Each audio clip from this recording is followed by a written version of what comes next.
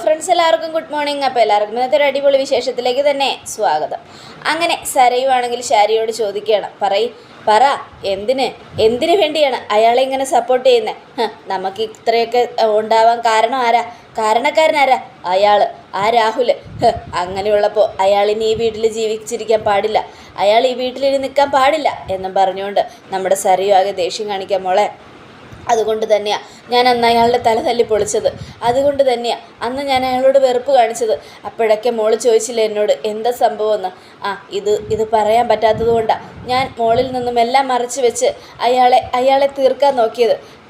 പക്ഷേ അനുവദിച്ചില്ല, മനസ്സതിനെ അനുവദിച്ചില്ല. എന്തുകൊണ്ട് അനുവദിച്ചില്ലെന്ന്. ഇതുപോലൊരു ദുഷ്ടരായ ഒരാളെ എന്തിനാ നിങ്ങൾ സഹിക്കുന്നത്? അല്ലെങ്കിൽ നിങ്ങൾ വേണമെങ്കിൽ സഹിച്ചോ, എനിക്ക് അയാളെ സഹിക്കേണ്ട ആവശ്യമൊന്നുമില്ല.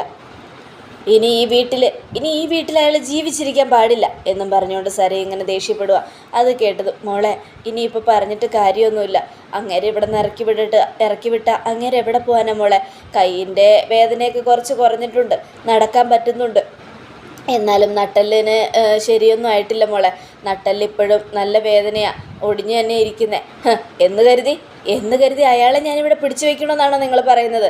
ഇനി അയാൾ ഇവിടെ ഇരിക്കാൻ പാടില്ല എന്ന് ഞാൻ തീരുമാനിച്ചിട്ടുണ്ടെങ്കിൽ അത് തീരുമാനിച്ചത് തന്നെയാണ്, അതിലൊരു മാറ്റവും ഇല്ല എന്നും പറഞ്ഞുകൊണ്ട് നമ്മുടെ സരയു നേരെ അങ്ങോട്ട് പോകാനൊരുങ്ങും. മോളെ എന്താ ചെയ്യാൻ പോകുന്നത്? അതെനിക്ക് നിങ്ങളെ ബോധിപ്പിക്കേണ്ട ആവശ്യമില്ല, കാരണം നിങ്ങളെൻ്റെ ആരുമല്ല എന്നും പറഞ്ഞുകൊണ്ട് നമ്മുടെ സരയു അങ്ങ് പോവുക. ഈ സമയം ശാരി ഭയങ്കര സങ്കടപ്പെട്ട് നിൽക്കുക. ഈശ്വര, ഞാൻ എന്ത് തെറ്റ് ചെയ്തിട്ടാണ് നീ എനിക്ക് ഇത്രയും വലിയൊരു ശിക്ഷ തന്നത് എന്നൊക്കെ ആലോചിച്ചുകൊണ്ട് ഈ സമയം രാഹുൽ അവിടെ ഇരിക്കുക. ഡോ എന്നും പറഞ്ഞ് ഒച്ചത്തിലൊരു വിളി കേട്ടതും രാഹുൽ അങ്ങോട്ട് തിരിഞ്ഞു നോക്കിയിട്ട് രാഹുൽ, മോളെ നീ എന്നെ എങ്ങനെ തന്നെ പിന്നെ ഞാൻ എന്ത് വിളിക്കണോടോ? എല്ലാം ചെയ്തു വെച്ചിട്ട് ഒരു കൂസലുമില്ലാതെ ഇവിടെ ഇങ്ങനെ ഇരിക്കുക. ഞാനും എൻ്റെ അമ്മയല്ലാത്ത ആ സ്ത്രീയും ഇപ്പം അനുഭവിക്കുന്നത് താൻ ഒറ്റ ഒരുത്തം കാരണമാണ്. കൊല്ലായിരുന്നില്ലേ ജനിച്ചപ്പോൾ? എന്തിനു വേണ്ടിയാ എന്നോട് ഈ തെറ്റ് ചെയ്തത്? എന്നോട് എന്തിനു വേണ്ടിയാ ഈ തെറ്റ് ചെയ്തതെന്ന്? നിങ്ങളെ ഞാനിന്ന് കൊല്ലും എന്നും പറഞ്ഞുകൊണ്ട് സരയു രാഹുലിൻ്റെ കഴുത്തിന് ഊത്തിപ്പിടിക്കുക. അപ്പോൾ രാഹുൽ, മോളെ വിട്, ഇല്ല താൻ ചാക് എന്നും പറഞ്ഞുകൊണ്ട് കഴുത്തിന് കുത്തിപ്പിടിച്ചുകൊണ്ടിരിക്കുക. അപ്പോഴത്തേക്കും നമ്മുടെ ശാരി വന്ന്, മോളെ നീ എന്തേ കാണിക്കുന്നേ? വിടാനാ പറഞ്ഞത്, തടയരുത്, നിങ്ങളെന്നെ തടയരുത്. എന്നെ തടയാൻ നിങ്ങളാരാ എന്നും ചോദിച്ചുകൊണ്ട് സരയു ശാരിയെ തട്ടി മാറ്റുക. ഇയാളെ ഞാനിന്ന് കൊല്ലും, ഇല്ലെങ്കിൽ ഇയാളിന്ന് ഇവിടെ നിന്ന് ഇറങ്ങണം, ഇനി ഈ വീട്ടിൽ ഇയാൾ നിൽക്കാൻ പാടില്ല.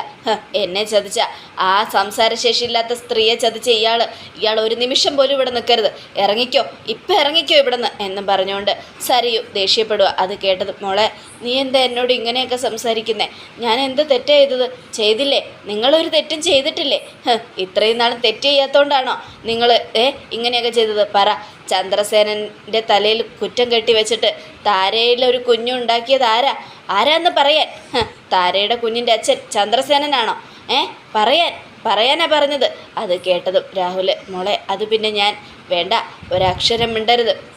എല്ലാ തെറ്റും ചെയ്തു വെച്ചിട്ട് ആ തെറ്റ് മറയ്ക്കാൻ വേണ്ടി ചന്ദ്രസേനൻ്റെ തലയിലെല്ലാം കെട്ടിവെച്ച് ആ ആൻറ്റിയെയും ചന്ദ്രസേനനെയും തമ്മിൽ പിരിച്ച് നിങ്ങൾ ചെയ്ത ഈ കൊടും ക്രൂരതയും ചതിയും ഉണ്ടല്ലോ, അത് വേറെ ഏതെങ്കിലും വഴിക്ക് ചെയ്തിരുന്നെങ്കിൽ ഞാൻ സഹിക്കുമായിരുന്നു. പക്ഷേ എൻ്റെ അമ്മയെ തന്നെ മാറ്റിയ ആളാണ് നിങ്ങൾ. അങ്ങനെയുള്ളപ്പോൾ നിങ്ങളോട് ക്ഷമിക്കാൻ എനിക്ക് പറ്റില്ല. നിങ്ങൾ ഒറ്റൊരുത്തം കാരണം ഒരു തെറ്റിന് മേൽ പല തെറ്റുകളും വന്നുകൊണ്ടേയിരിക്കും എൻ്റെ ജീവിതത്തിൽ. ഒരു സങ്കടമല്ല, പല സങ്കടവും എൻ്റെ ജീവിതത്തിൽ വന്നുകൊണ്ടിരിക്കുക എന്നും പറഞ്ഞുകൊണ്ട് സരയു ഇങ്ങനെ കുറേ ദേഷ്യപ്പെടുക. മോളെ ഞാനൊരു തെറ്റും ചെയ്തിട്ടില്ല, പിന്നെ ഞാനെല്ലാം ചെയ്തത് മോൾക്ക് വേണ്ടി മാത്രം. നീ എന്നെ കൊന്നാലും ഞാൻ അങ്ങനെ തന്നെ പറയും. എനിക്ക് വേണ്ടിയോ? ഈ സ്ത്രീ, അതായത് ഈ നിൽക്കുന്ന നിങ്ങളുടെ ഭാര്യയുടെ കുഞ്ഞ് മരിച്ചു പോയപ്പോൾ താരയെന്ന് പറയുന്ന സ്ത്രീയുടെ കുഞ്ഞിനെ എടുത്ത് നിങ്ങളുടെ ഭാര്യയ്ക്കരികിൽ വെച്ചത് എനിക്ക് വേണ്ടിയാണോ എന്നും സരയുൻ്റെ ചോദ്യം. അപ്പോൾ ശാരി, ഈ കാര്യം ഞാൻ ഒരുപാട് പ്രാവശ്യം ചോദിച്ചതാ മോളെ, ചോദിച്ചതാണ് പോലും. നിങ്ങളെപ്പോലൊരു സ്ത്രീ ആയതുകൊണ്ടാണ് ഇയാളെ സഹിക്കുന്നത്. ഞാനായിരുന്നെങ്കിൽ ഇയാളുടെ ചങ്കിൽ കത്തി കുത്തി ഇറക്കി ഞാൻ കൊന്നാനായിരുന്നു. ഒരിക്കലും ഇയാളെ ഞാൻ വെറുതെ വിടില്ലായിരുന്നു. നാണമില്ല നിങ്ങൾക്ക്? ഇത്രയും വലിയൊരു തെറ്റ് ചെയ്ത ഈ വൃത്തികെട്ടവൻ്റെ കൂടെ ജീവിക്കാൻ അതിനേക്കാളും നല്ലത് പോയി തൂങ്ങിച്ചാക് എന്നും പറഞ്ഞുകൊണ്ട് ശാരിയെയും ആട്ടിപ്പായിക്കുകയാണ്. ഈ സമയം രാഹുൽ മോളെ ഞാനിപ്പോൾ എന്ത് ചെയ്യാനാ ഈ ഒടിഞ്ഞ കയ്യും കൊണ്ട് ഒടിഞ്ഞ നട്ടെല്ലും കൊണ്ട് എനിക്ക് എവിടെ പോകാൻ പറ്റും? നിങ്ങൾ എങ്ങോട്ടെങ്കിലും പോ. ഇനി ഞാനും എൻ്റെ ഭർത്താവും എൻ്റെ കുഞ്ഞും മാത്രം മതി ഇവിടെ. നിങ്ങൾക്ക് നിങ്ങളുടെ ഭാര്യയെ വേണമെങ്കിൽ കൊണ്ടുപോകാം, ഇല്ലെങ്കിൽ വിട്ടിട്ട് പോവാം. എനിക്ക് നിർബന്ധമൊന്നുമില്ല അവരിവിടെ നിൽക്കണമെന്ന്. കാരണം അവരെൻ്റെ ആരുമല്ല എന്നും പറഞ്ഞുകൊണ്ടേയിരിക്കുകയാണ്. അത് കേട്ടതും ചങ്ക് തകർന്ന ശാരി മോളെ എന്ന് പറഞ്ഞ് വേണ്ട വിളിക്കരുത്, എന്നെ അങ്ങനെ വിളിച്ചു പോരുത്. ഞാൻ നിങ്ങളുടെ ആരും അല്ലാത്ത സ്ഥിതിക്ക് നിങ്ങളെന്തിനാ എന്നെ മോളെ എന്ന് വിളിക്കുന്നേ? വേണ്ട, എന്നെ അങ്ങനെ വിളിക്കണ്ട എന്നും പറഞ്ഞുകൊണ്ട് നമ്മുടെ ശാരിയെയും കരയിക്കുക. അതിനുശേഷം രാഹുലിനോട് ഇറങ്ങാനല്ലേ പറഞ്ഞത്, ഇറങ്ങിപ്പോകാൻ എന്നും പറഞ്ഞുകൊണ്ട് ഞാൻ ഇത്രയൊക്കെ പറഞ്ഞിട്ടും ഇയാൾ എന്തിനാ നോക്കി നിൽക്കുന്നേ? ഇറങ്ങിപ്പോകാനല്ലേ പറഞ്ഞത് തന്നോട് എന്നും പറഞ്ഞുകൊണ്ട് സരിയോ ആട്ടിപ്പായിക്കുന്ന കണ്ടിട്ട് രാഹുൽ അവിടെ തളർന്ന് നിൽക്കുക. മോളെ ഞാൻ വേണ്ട, ഒരക്ഷരം പറയണ്ട. ഞാനും എൻ്റെ ഭർത്താവും എൻ്റെ കുഞ്ഞും മാത്രം ഈ വീട്ടിൽ മതി. ഒപ്പം ഇവരെയും വേണമെങ്കിൽ കൂട്ടിക്കോ, ഇറങ്ങിക്കോ എന്നും പറഞ്ഞുകൊണ്ട് രാഹുലിനെ ആട്ടി വരുക. അപ്പോഴേക്കും നമ്മുടെ സരിയോ അവിടെ പോയി ഇങ്ങനെ ഇരിക്കുക ഇത്രയൊക്കെ പറഞ്ഞിട്ട്. ഈ സമയം സരിയോ അവിടെ പോയിരുന്നത് ശാരി ദേ അവളാ നിങ്ങളെ കൊല്ലാൻ കാത്തിരിക്കുക. അത്രയ്ക്ക് ദേഷ്യം നിങ്ങളോടുണ്ട്. ഞാൻ കൊല്ലാൻ തീരുമാനിച്ചതാ, പക്ഷേ മനസ്സ് വന്നില്ല. അതുകൊണ്ടാണ് തൻ്റെ തല ഞാൻ തല്ലിപ്പൊടിച്ചത്. ഇനിയും ഈ വീട്ടിൽ തനിക്ക് നിൽക്കാനുള്ള ഒരു റൈറ്റ്സും ഇല്ല. ജീവൻ വേണമെങ്കിൽ പൊയ്ക്കോ, ഇല്ലെങ്കിൽ അവൾ തന്നെ കൊല്ലും എന്നും പറയാണ്. ശരി, അവളെന്തിനാ ആ കല്യാണിയുടെ കുഞ്ഞിനെ കൊല്ലാനായിട്ട് അങ്ങോട്ട് പോയത്? അവൾ അത്രയ്ക്കും അടുത്തിട്ടാ. കാരണം ഇപ്പോഴും അവരുടെയൊക്കെ മുൻപിൽ അവൾ തല കുനിച്ചാണ് ജീവിക്കുന്നത്. ആ ഒരു സങ്കടം എൻ്റെ മോൾക്കുണ്ടാവില്ലേ? അത് അവൾക്കുണ്ടാവുന്നതിൽ വല്ല ഇതുമുണ്ടോ?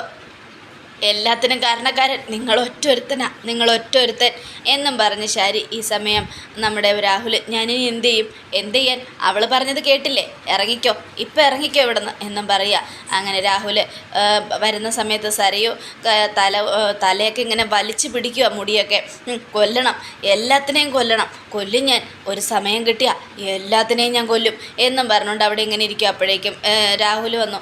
മോളെ എന്തിനാ എന്നെ അങ്ങനെ വിളിക്കുന്നേ? ഞാൻ നിങ്ങളുടെ ആരുമല്ല. അല്ല മോളെ, നിൻ്റെ അമ്മ ഇവളല്ലെങ്കിലും നിൻ്റെ അച്ഛൻ ഞാനാ. അത് കേട്ടതും എൻ്റെ അച്ഛൻ നിങ്ങളല്ല, നിങ്ങളെനിക്ക് അച്ഛനായിട്ട് വേണ്ട. ഞാൻ ഈ ലോകത്ത് ഏറ്റവും കൂടുതൽ ചിന്തിക്കുന്നത് നിങ്ങളെപ്പോലൊരു അച്ഛനെ കിട്ടിയതുകൊണ്ട് എങ്ങനെയെങ്കിലും തൂങ്ങിച്ചെത്താലോ എന്നാ. അതുകൊണ്ട് എന്നെ ഇനി മോളെ എന്ന് വിളിക്കരുത്. എൻ്റെ കൺമുൻപിൽ പോലും നിങ്ങളെ കണ്ടുപോകരുത്. മോളെ ഞാൻ യാത്ര ചോദിക്കാൻ വന്നതാ. എന്നോട് യാത്ര ചോദിക്കേണ്ടെന്ന് ഞാൻ പറഞ്ഞില്ലേ?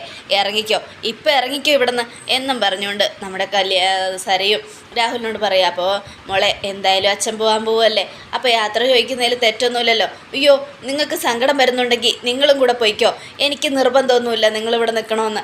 അത് കേട്ടതും എന്താ നോക്കി നിൽക്കുന്നേ, പോകാനല്ലേ പറഞ്ഞത്. അപ്പോൾ രാഹുൽ പതുക്കെ പടിയുടെ വെളിയിലിറങ്ങിയതും സരി വാതിൽ വലിച്ചങ്ങ് അടച്ചു കഴിഞ്ഞതും നമ്മുടെ രാഹുലിന് എന്ത് ചെയ്യണമെന്നറിയില്ല. രാഹുൽ അവിടെ ഇങ്ങനെ ആലോചിച്ചുകൊണ്ട് നിൽക്കുക. ഈശ്വര, ഞാനും വീടിൻ്റെ പടിക്ക് പുറത്തായല്ലോ, ഇനി എന്ത് ചെയ്യണമെന്ന് ഓർത്തിട്ട് ഒരു പിടിയും കിട്ടുന്നില്ല. എങ്ങോട്ട് പോകും, എന്ത് ചെയ്യും? എല്ലാത്തിനും കാരണക്കാരൻ ആ കല്യാണിയും കിരണുമാണ്. അവരെ ഇല്ലാതാക്കണം, തീർക്കണം എന്നൊക്കെ ആലോചിച്ചുകൊണ്ട് ഇങ്ങനെ നിൽക്കുക. ഈ സമയം പിന്നീട് കാണിക്കുന്നത് രാഹുൽ റോട്ടിൽ കൂടെ നടന്നു പോവുക. ഞൊണ്ടി നടന്നു പോയിക്കൊണ്ടിരിക്കുമ്പോൾ കിരണും കല്യാണിയും കൂടെ വരിക. ആഹാ, ഇതെന്താ ഒന്നും ശരിയായിട്ടില്ലല്ലോ, എന്നിട്ട് പിന്നെ ഇറങ്ങി നടക്കാൻ തുടങ്ങിയോ എന്നും ചോദിക്കുകയാണ്. ചിലപ്പോൾ വീട്ടിൽ നിന്ന് ഇറക്കി വിട്ട് കാണും കിരണേട്ട. അത്രയ്ക്കും വലിയ സത്യങ്ങളല്ലേ നമ്മൾ വിളിച്ചു പറഞ്ഞിട്ട് വന്നത്. എന്തായാലും ഇനി തനിക്ക് വീട്ടിലേക്ക് തിരിച്ചു പോകാൻ പറ്റില്ല. അതുകൊണ്ട് എൻ്റെ അച്ഛനെന്ന് പറയുന്നൊരു കാലനുണ്ടല്ലോ, അയാളിപ്പോൾ ഭിക്ഷ എടുക്കുക. അതുപോലെ പോയി വല്ല ഭിക്ഷയും എടുക്ക്. 5-നും 10-നും ഒന്നും വലിയ വിലയൊന്നുമില്ല. അതുകൊണ്ട് ആൾക്കാർ 5-ഉം 10-ഒക്കെ തരും. തന്നു കഴിയുമ്പോൾ അത് കുറച്ച് കൂടിക്കഴിഞ്ഞാൽ കുറച്ച് ഭക്ഷണത്തിനുമായി ബാക്കിയുള്ളത് മിച്ചവും പിടിക്കാം. അങ്ങനെ ചെയ്താൽ മതി. മറ്റാരുടെ മുൻപിൽ നിന്നെ പോലെ പോയി കൈനീട്ടേണ്ട അവസ്ഥയൊന്നും എനിക്കില്ല മോളെ എന്നും നമ്മുടെ രാഹുൽ. അത് കേട്ടതും എന്നാൽ പിന്നെ പഠിച്ചോ. അതെ, സാഹചര്യം വരുമ്പോൾ ആണല്ലോ ഓരോരുത്തരും അതിനനുസരിച്ച് മാറുന്നത്. ഇപ്പോൾ ഞങ്ങളുടെ സാഹചര്യം നല്ലതാ, നിങ്ങളുടെ സാഹചര്യം മോശം. അതുകൊണ്ട് നിങ്ങൾ പോയി ഭിക്ഷ യാചിക്ക്. എൻ്റെ കല്യാണി എന്ന് ഭിക്ഷ യാചിച്ചത് അവളുടെ ജീവിതം സാഹചര്യം അങ്ങനെ ആയിപ്പോയതുകൊണ്ടാണ്. അതുപോലെ ഇപ്പം നിങ്ങളുടെ ജീവിതവും സാഹചര്യം അതാണല്ലോ, അതുകൊണ്ട് ചെല്ല് എന്നും പറയുകയാണ്. അത് കേട്ടതും എടാ, എന്നാലും സരയുനോട് എല്ലാ സത്യങ്ങളും തുറന്ന് പറയണ്ടായിരുന്നു. നാണോ ഇല്ലേ നിങ്ങൾക്ക്? എൻ്റെ വീട്ടിൽ കയറി എൻ്റെ കുഞ്ഞിനെ കൊല്ലാൻ വന്നവളോട് ഞാൻ പിന്നെ എന്ത് ചെയ്യണമായിരുന്നു? അവളെ കെട്ടിപ്പിടിച്ച് ഉമ്മ കൊടുക്കണമായിരുന്നോ എന്നും കിരണിൻ്റെ ചോദ്യം കേട്ട് രാഹുൽ എന്നാലും മോനെ, ഞാനിപ്പോൾ പഴയ അങ്കിളല്ല, ഞാനിപ്പോൾ വലിയ തെറ്റൊന്നും ചെയ്യുന്നില്ല. അയ്യോടാ, നിങ്ങൾ തന്നെ ഇത് പറയണം. നിങ്ങളിത് പറഞ്ഞ് ഞാനതങ്ങനെ വിശ്വസിക്കും. ഒരു തെറ്റും ചെയ്യുന്നില്ല പോലും. എല്ലാ തെറ്റും ചെയ്തിട്ട് മകളെയെല്ലാം പഠിപ്പിച്ചു കൊടുത്തിട്ട് അവസാനം ഒരു തെറ്റും ചെയ്യുന്നില്ല എന്ന് പോലും. തന്നെയൊക്കെ ജനിപ്പിച്ച് തൻ്റെ അമ്മയെ പറഞ്ഞാൽ മതിയല്ലോ. തന്നെയൊക്കെ ജനിച്ചപ്പോൾ തന്നെ വിഷം തന്നു കൊല്ലേണ്ടതായിരുന്നു. എന്ത് ചെയ്യാനാ എന്നൊക്കെ പറഞ്ഞുകൊണ്ട് രാഹുൽ ഇങ്ങനെ കളിയാക്കാം. പിന്നെ ഒരു കാര്യം ഞാൻ പറയാം, എൻ്റെ അച്ഛൻ്റെ മുന്നിലെങ്ങാനും പോയി ചാടി കൊടുത്തേക്കല്ലേ. എൻ്റെ അച്ഛനെ തന്നോട് തീരാത്ത കലിപ്പ്. പിന്നെ താൻ മരിച്ച വല്ല വിഷമമുണ്ടാവും എന്നുള്ളതുകൊണ്ട് പറഞ്ഞതല്ല. എൻ്റെ അച്ഛനെ ഒരു കൊലയാളിയാക്കാതിരിക്കാൻ വേണ്ടി പറയുന്നതാ. എൻ്റെ അച്ഛൻ്റെ മുമ്പിലേക്ക് ചെന്ന് ചാടി കൊടുക്കണ്ട എന്നും പറഞ്ഞ് കല്യാണി കിരണ ഉപദേശിക്കുക. നാണോ ഇല്ലല്ലോടോ, ഇത്രയൊക്കെ സഹിച്ചില്ലേ, ഇനിയെങ്കിലും ഒന്ന് മാറിക്കൂടെ എന്നും. അത് കേട്ടതും നമ്മുടെ രാഹുൽ, ഞാനല്ലെങ്കിലും മാറി മോളെ, എന്നെ ആരും വിശ്വസിക്കാത്തത് എൻ്റെ തെറ്റല്ലല്ലോ. നിർത്തടോ. ഇനിയും കൊട്ടേഷൻ കൊടുക്കാൻ വല്ല തീരുമാനം ഉണ്ടെങ്കിലേ ഇനി ഒടിയാൻ പോകുന്നത് തൻ്റെ നട്ടല്ലല്ല, തൻ്റെ കഴുത്ത് ചെയ്യാണ്ടാവില്ല. മനസ്സിലായല്ലോ? തലയ്ക്ക് ഉടലിന് മേലെ കഴുത്തില്ലാതെ താൻ പിന്നെ ഇരിക്കേണ്ടി വരും. അത് കേട്ടതും രാഹുൽ, ഞാൻ എന്ത് പറഞ്ഞാലും നിങ്ങൾ വിശ്വസിക്കില്ലല്ലോ. ഇല്ല, വിശ്വസിക്കില്ല, അതുകൊണ്ട് ഞാൻ പോവുക എന്നും പറഞ്ഞുകൊണ്ട് നമ്മുടെ രാഹുൽ പോകാനൊരുങ്ങുക. വാ കല്യാണി, ഇയാളോടൊക്കെ സംസാരിക്കുന്നതിനേക്കാൾ നല്ലത് നമുക്ക് വേറെ എവിടെയെങ്കിലും പോയി ചുറ്റിക്കറങ്ങാം എന്നും പറഞ്ഞ് കല്യാണിയും കൂട്ടി കിരൺ അങ്ങ് പോയി. ഈ സമയം പിന്നീട് കാണിക്കുന്ന പ്രകാശനെയാണ്. പ്രകാശനാണെങ്കിൽ ഓരോന്ന് ആലോചിച്ചുകൊണ്ട് മീൻ കടലിൽ നിന്ന് ഡാ നീ എന്താ ആലോചിക്കുന്നേ? ഏത് മീൻ വാങ്ങണമെന്ന് ആലോചിക്കുകയാണോ? ഇല്ല സാറേ, ഞാൻ വെറുതെ ഇങ്ങനെ ഓരോന്ന് ആലോചിച്ച് നിന്നതാ. ഒന്നെങ്കിൽ പണി ചെയ്, ഇല്ലെങ്കിൽ ഇറങ്ങി പോകാൻ നോക്ക് എന്നും പറഞ്ഞുകൊണ്ട് നമ്മുടെ പ്രകാശനാണെങ്കിൽ ടാട്ടിപ്പായിക്കും. അത് കേട്ടത്, ഇല്ല ചേട്ടാ, ഞാൻ പണി ചെയ്തോളാം, വേറൊന്നുമില്ല. അപ്പോഴേക്ക് രാഹുൽ വരിക. രാഹുൽ വന്നതും നമ്മുടെ രാഹുൽ പ്രകാശനെ കണ്ടിട്ട് ഇവനിപ്പോൾ ഇവിടെയാണോ ജോലി ചെയ്യുന്നത് എന്നും ഇങ്ങനെ ആലോചിക്കുകയാണ്. അത് കണ്ടതും നമ്മുടെ പ്രകാശൻ, ചേട്ടാ വരുന്നത് എൻ്റെ ഒരു കൂട്ടുകാരനാണ്. കൂട്ടുകാരൻ വരുന്നെങ്കിൽ ഇങ്ങോട്ട് വരട്ടെ, അയാൾ മീൻ മേടിക്കാനായിരിക്കും വരുന്നത്. അല്ല ചേട്ടാ, അയാൾ എന്നെ കാണാൻ വരുന്നതാ, ഞാനൊന്ന് പോയി സംസാരിച്ചിട്ട് വരാം എന്നും പറഞ്ഞുകൊണ്ട് പ്രകാശൻ ഇറങ്ങി അങ്ങോട്ട് ചെല്ലുക. രാഹുൽ, എടാ പ്രകാശ, നീ ഇപ്പം ഇവിടെയാണോടാ നിൽക്കുന്നേ? അതേടാ, ഞാനിവിടെയാണ് നിൽക്കുന്നത്, വേറെ ജോലിയൊന്നും ഇല്ലല്ലോ, ഒരാളും ജോലി തരുന്നില്ല, ആകെ മൊത്തം തന്നത് ഈ മീൻകാരനാ, അതുകൊണ്ട് ഇവിടെ പിടിച്ചു നിൽക്കുന്നു. എടാ പ്രകാശ, ഞാനും എൻ്റെ വീട്ടിൽ നിന്ന് പുറത്തായി, അതുകൊണ്ട് നമുക്കൊരു കാര്യം ചെയ്താലോ, ഒരു തട്ടുകടയിട്ട് അതുകൊണ്ട് നമുക്ക് ജീവിച്ചാലോ. അത് കേട്ടതും, നീ തട്ടുകട തുടങ്ങാൻ പോവാണോ? ഞാനല്ലടാ, ഞാൻ നിനക്കൊരു തട്ടുകട ഇട്ട് തരാം, അതിൽ നീ ജോലി ചെയ്ത് കിട്ടുന്നതിൽ പാതി എനിക്ക് തന്നാൽ മതി. അത് കേട്ടതും, ഇല്ലടാ, തട്ടുകടയൊക്കെ തുടങ്ങി പാചകമൊക്കെ ചെയ്ത് ഇനി ഈ ജീവിതം മുന്നോട്ട് കൊണ്ടുപോകാനൊന്നും ഈ പ്രകാശനെ കൊണ്ട് ഒക്കില്ല. ഈ മീൻകടയിൽ എന്തെങ്കിലുമൊക്കെ ജോലി ചെയ്ത് കിട്ടുന്നത് കൊണ്ട് ജീവിക്കുക, അതല്ലാതെ ഈ പ്രകാശന് ഇനി ഒന്നും ചിന്തിക്കുന്നില്ല എന്നൊക്കെ പറയണം. അത് കേട്ടതും, എൻ്റെ പ്രകാശ, ജീവിതം നന്നാവണ്ടേ, നിൻ്റെ മോനെ എല്ലാവരും കൂടെ ഒരു ജയിൽ പുള്ളി ആക്കിയില്ലേ. അത് കേട്ടതും, ഇല്ലടാ, എൻ്റെ മോൻ്റെ ഭാഗത്തും തെറ്റുണ്ട്. കാരണം അവനെന്തിനാ കാർത്തികയുടെ വീട്ടിൽ കയറിയ പെങ്കൊച്ചിൻ്റെ തലയ്ക്കടിച്ച് സ്വർണം മുഴുവനും മോഷ്ടിച്ചത്? അത് അവൻ്റെ തെറ്റല്ലേ? നിൻ്റെ കാല് നിൻ്റെ അമ്മ തല്ലി ഒടിച്ചപ്പോൾ നിനക്ക് മനസ്സ് മാറിയല്ലേ? കാലൊടിഞ്ഞതുപോലെ നിൻ്റെ മനസ്സ് ഒടിഞ്ഞോ? നീ ഒന്നോർത്തോ, നിൻ്റെ കാല് തല്ലി ഒടിപ്പിച്ചതാ ആ കല്യാണി, അല്ലടാ, ഒരിക്കലും അല്ല. കൊച്ചുമോളെ സ്നേഹിക്കുന്ന അമ്മമ്മ അവളുടെ മനസ്സ് വേദനിപ്പിച്ച് എൻ്റെ കാല് തല്ലി ഓടിച്ചതാ. ഞാനൊരു ദുഷ്ടനായതുകൊണ്ട് എന്നെ അവർ തിരുത്താൻ ശ്രമിച്ചതാ. അതുകൊണ്ട് തന്നെ ഞാൻ എൻ്റെ അമ്മയെ കുറ്റം പറയില്ല. പക്ഷേ എൻ്റെ കാല് തല്ലി ഒടിക്കുന്നതിന് മുമ്പ് അമ്മ ഒരു നല്ല കാര്യം ചെയ്തു. വീട്ടിൽ വന്ന് എനിക്ക് വേണ്ട ഇഷ്ടമുള്ള ഭക്ഷണമൊക്കെ ഉണ്ടാക്കി തന്നു. അതെല്ലാം വയറ് നിറച്ച് കഴിച്ച് ഉറങ്ങാൻ കിടക്കുന്ന സമയത്ത് അമ്മ എൻ്റെ കാല് തല്ലി ഒടിച്ചത്. അതിലെനിക്ക് അമ്മയോട് ഒരു സങ്കടമോ ദേഷ്യമോ ഒന്നുമില്ല. കാരണം അമ്മ ചെയ്തൊരു നല്ല കാര്യമാണ്. തെറ്റുകാരനായ മകനെ തിരുത്താൻ ഒരമ്മ എന്ത് ചെയ്താലും അതൊരു തെറ്റല്ല, ഒരു കോടതിക്ക് മുൻപിലും അത് തെറ്റാകില്ല എന്നും നമ്മുടെ പ്രകാശൻ. നീയപ്പോൾ ആകെ മൊത്തത്തിലങ്ങ് മാറിയല്ലേ? നിൻ്റെ ശത്രുക്കളോട് നിനക്കിപ്പോൾ ദേഷ്യവും വാശിയും വൈരാഗ്യമൊന്നുമില്ലേ? ഞാൻ ഈ പിടിച്ചു നടക്കുന്ന ഊന്നുവടി ഉണ്ടല്ലോ, ഈ സ്റ്റിക്ക് പോലും കല്യാണിയുടെ ഔദാര്യ എന്നും പറയണം. അത് കേട്ടതും, കല്യാണി തന്ന ഈ സ്റ്റിക്കില്ലായിരുന്നെങ്കിൽ ഇന്ന് എനിക്ക് താങ്ങിപ്പോലും നടക്കാൻ പറ്റില്ല. ഹോസ്പിറ്റലിലേക്ക് വേണ്ട എല്ലാ കാശും അടച്ചതും കല്യാണി തന്നെയാടാ. അപ്പോൾ ഇനി നിനക്ക് മാറ്റമൊന്നും ഉണ്ടാവില്ലല്ലേ? ഇല്ല, ഇനി ഒരു ദുഷ്ടനായിട്ട് ജീവിക്കാൻ എനിക്ക് വയ്യ രാഹുലേ എന്നും പറയുക. അത് പറഞ്ഞുകൊണ്ട് പ്രകാശന് അങ്ങനെ ചോദിക്കാനേടാ, നീ എന്തായാലും ഇവിടം വരെ വന്നതല്ലേ, 1 കിലോ മീൻ മേടിച്ചിട്ട് പോടാ. നീ മീൻ മേടിച്ചാലെങ്കിലും ആ പേരിലെങ്കിലും അയാൾ എന്നെ ചീത്ത പറയാതിരിക്കും. വീട്ടിൽ നിന്ന് ഇറങ്ങി, ഇനി ഞാൻ മീൻ മേടിച്ചിട്ട് എവിടെ കൊണ്ടിട്ട് കറി വയ്ക്കാനാടാ, ഞാൻ പോട്ടെ എന്നും പറഞ്ഞുകൊണ്ട് രാഹുൽ പോയി. ഈ സമയം പ്രകാശനകത്ത് എന്നതും മീൻകാരൻ ചോദിക്കുക, എടോ അയാൾ നല്ല മീൻ വാങ്ങാൻ വേണ്ടി വന്നതാ, അയാൾ 10,000-2000 രൂപയ്ക്ക് മീൻ വാങ്ങുമായിരുന്നു, നീ അയാളെ എന്തോ പറഞ്ഞു വിട്ടു അല്ലേ? ഇല്ല, ഞാൻ പറഞ്ഞു വിട്ടില്ല, അയാൾ എന്നെ കാണാൻ വന്നതാ ചേട്ടാ, മീൻ മേടിക്കാൻ വന്നതല്ല. എന്നും പ്രകാശൻ. അല്ലെങ്കിൽ തന്നെ താൻ വന്നപ്പോൾ മുതൽ ഇവിടെ കച്ചവടമൊന്നുമില്ല. ഇനിയിപ്പോൾ എനിക്ക് കച്ചവടമൊന്നും ഇല്ലെങ്കിൽ ഈ കട ഞാൻ പൂട്ടിയിടേണ്ടി വരും. പിന്നെ ഇന്നത്തെ ദിവസം കച്ചവടമൊന്നും നടന്നില്ലെങ്കിൽ ഇനി മേലെ നീ ഈ കടയിലേക്ക് വന്നു പോരുത്.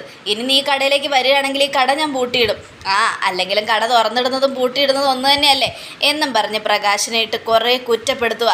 ഇതെല്ലാം കേട്ട് പ്രകാശൻ്റെ ചങ്ക് തകർന്നു, കണ്ണ് നിറഞ്ഞു. ആ കടക്കാരനെ ഒന്ന് നോക്കി.